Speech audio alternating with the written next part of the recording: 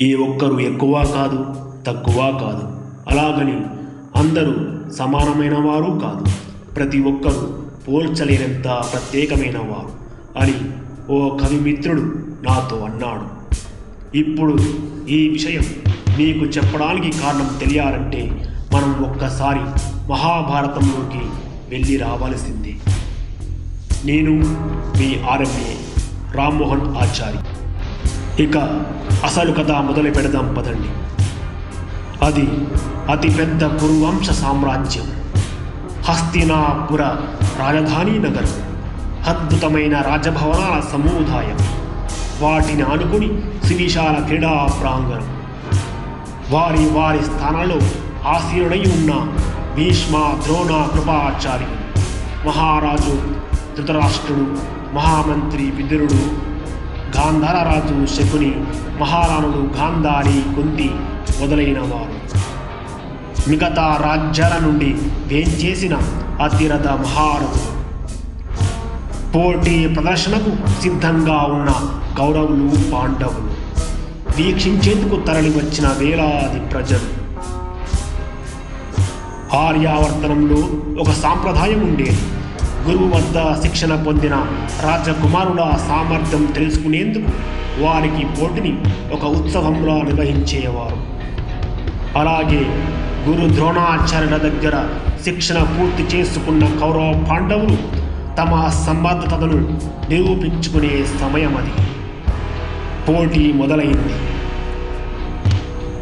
దుర్యోధనుడితో సహా 9 సోదరులు, పాండవులలో ధర్మరాజు, భీముడు, నకుల సహదేవులు ఎవరి విద్యాపటిమను వారు అద్భుతంగా ప్రదర్శన చేశారు. ఆ తరువాత అర్జునుడు తన ధనుర్విద్యా విన్యాసాలతో ఇంద్రుణ్ణి తలపించేలా అందరినీ ఆశ్చర్యచకితుల్ని చేస్తున్నాడు. చివరిగా తన నైపుణ్యంతో మిగతా వారందరినీ దాటి విజేతగా నిలిచాడు. తన ప్రియ శిష్యుడి ప్రదర్శనకు ఆనందంతో ద్రోణుడు అర్జునుడిని హత్తుకుని అభినందించాడు. అర్జునుడు విజయ గర్వంతో ధనస్సు నెత్తి పట్టుకున్నాడు. హర్షాతిరేకాలతో, వాయిద్యాల చప్పుళ్లతో ఆ ప్రాంగణమంతా మారుమోగుతుంది. అకస్మాత్తుగా ఆ హోరును ఛేదిస్తూ మెరుపు వేగంతో ఒక బాణం తుఫానులా దూసుకువచ్చి అర్జునుడు ఎత్తి పట్టిన ధనస్సుని ఒక్క వేటులో 2 ముక్కలు చేసింది. ఒక్కసారిగా అంతా నిశ్శబ్దం. ఏమి జరిగిందో అర్థం కాక అక్కడ ఉన్న వారందరిలో ఆశ్చర్యం. కూర్చొని ఉన్న మహామహులంతా లేచి నిలబడ్డారు. ఆచార్య, పోటీ ముగియకముందే, మిగిలి ఉన్న వీరుల సామర్థ్యం చూడకముందే విజేతను ప్రకటించడం అధర్మం. నాతో పోటీపడి గెలిచిన తర్వాత నిర్ణయించండి సర్వశ్రేష్ఠ ధనుర్ధారి ఎవరు అంటూ ఒక బిగ్గర స్వరం.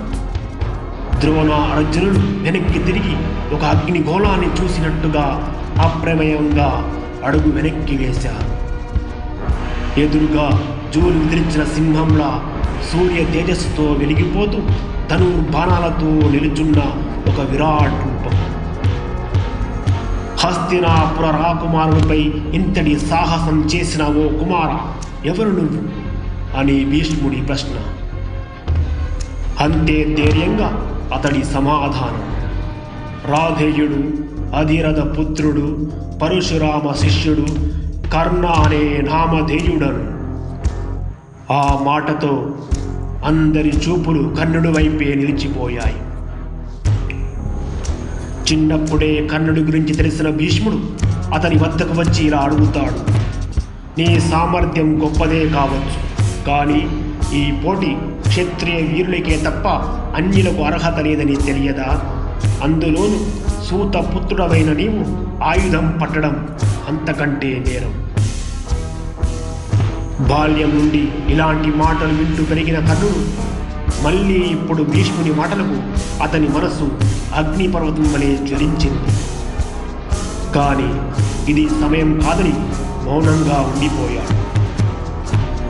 ఆ తర్వాత ఏం జరిగిందనేది కాసేపు పక్కన పెడితే అసలు కర్ణుడు ఎవరు?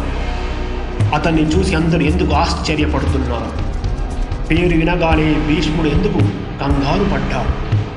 అర్జునుడి మీద కర్ణుడికి కోపమెందుకు? ఇంతకీ కౌరవ పాండవులకి కర్ణుడికి మధ్య ఉన్న సంబంధం ఏమిటి? కర్ణుడు లేకుంటే భారతమే లేదనేంతగా అతని పాత్ర ఏమిటి? ఇన్ని ప్రశ్నలకు సమాధానం తెలియాలంటే ఇంకాస్త గతంలోకి వెళ్దాం. అలా వెళ్ళాలంటే వచ్చే ఎపిసోడ్ వరకు వేచి ఉండాల్సింది.